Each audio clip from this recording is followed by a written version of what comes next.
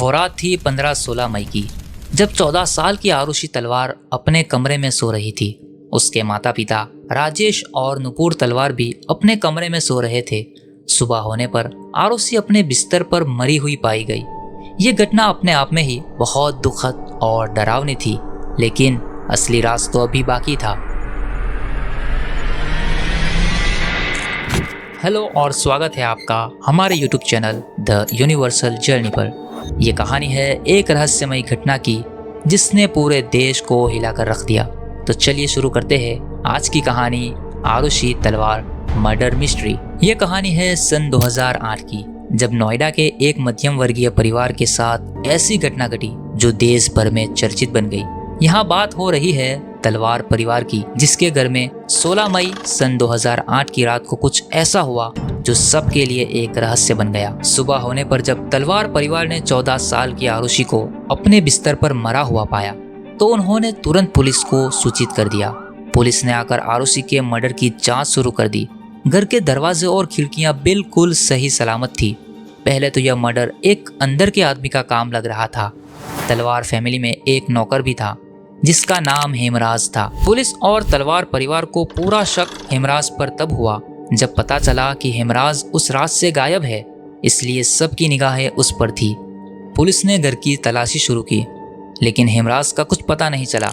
पहले लोगों ने सोचा कि हेमराज इस घटना में शामिल है और वो कत्ल करके भाग गया है, लेकिन अगले ही दिन कुछ यूं हुआ कि सब के सब हैरान हो गए, क्योंकि दूसरे दिन हेमराज की लाश छत पर मिलती है। अब यह केस और भी उलझन भरा हो गया। अब हेमराज का शव मिलते ही पुलिस ने अपनी जांच का मोड़ बदल दिया। दोनों मर्डर को देखते हुए पुलिस ने कई थ्योरीज डेवलप की, लेकिन किसी भी थ्योरी का पक्का सबूत नहीं मिल पा रहा था। पुलिस ने घर की छानबीन शुरू की और कई सबूत इकट्ठा किए, लेकिन सबूतों के साथ साथ इस केस में कई कंट्रोवर्सीज भी शुरू हो गई।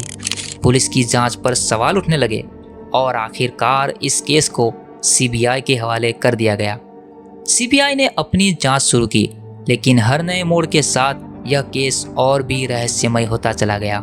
सीबीआई ने अपनी जांच के दौरान कई नए सबूत और थ्योरीज सामने रखी। फॉरेंसिक रिपोर्ट्स और नार्को एनालिसिस टेस्ट भी किए गए, लेकिन हर थ्योरीज में कुछ न कुछ कमी रह जाती थी। इस केस में कई थ्योरीज सामने आई। पहली थ्योरी ये कि नौकर हेमराज ने आरुषि का मर्डर किया और फिर आरुषि के पिता राजेश तलवार ने हेमराज का मर्डर किया। दूसरी थ्योरी ये कि यह दोनों मर्डर किसी बाहर वाले ने किए हैं, लेकिन किसी भी थ्योरी का पक्का सबूत अभी भी नहीं मिल पा रहा था। एक तरफ फॉरेंसिक टीम ने कुछ ऐसे सबूत दिए जो तलवार परिवार को दोषी ठहराते थे, वहीं दूसरी तरफ कुछ सबूत ऐसे भी थे जो उन्हें बेगुनाह साबित करते थे। केस में ट्विस्ट तब आया जब सीबीआई के दो अलग अलग टीम्स ने अलग अलग जवाब दिए। सन 2013 में राजेश और नुपुर तलवार को कोर्ट ने दोषी ठहराया और उन्हें आखिरकार जेल भेज दिया गया, लेकिन सन 2017 में इलाहाबाद हाई कोर्ट ने उन्हें सभी आरोपों से रिहा कर दिया।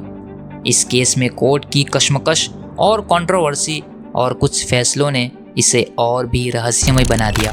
हाई कोर्ट के फैसले के बाद भी यह केस लोगों के लिए एक अनसुलझी मिस्ट्री बना रहा। आरुषि तलवार का मर्डर किसने किया, हेमराज को किसने मारा और फिर तलवार परिवार के साथ क्या हुआ, वह सच कभी पता नहीं चल पाया। इस कहानी ने न सिर्फ तलवार परिवार बल्कि पूरे देश को हिलाकर रख दिया। आज भी लोग इस केस के बारे में सोचकर हैरान रह जाते हैं। आज के लिए बस इतना ही। आपको ये कहानी कैसी लगी हमें कमेंट सेक्शन में ज़रूर बताएं, और अगर आपने अभी तक हमारे चैनल द यूनिवर्सल जर्नी को सब्सक्राइब नहीं किया तो जल्दी से कर ले और बेल आइकन को प्रेस करें ताकि आपको हमारी लेटेस्ट वीडियो का नोटिफिकेशन मिलता रहे। धन्यवाद।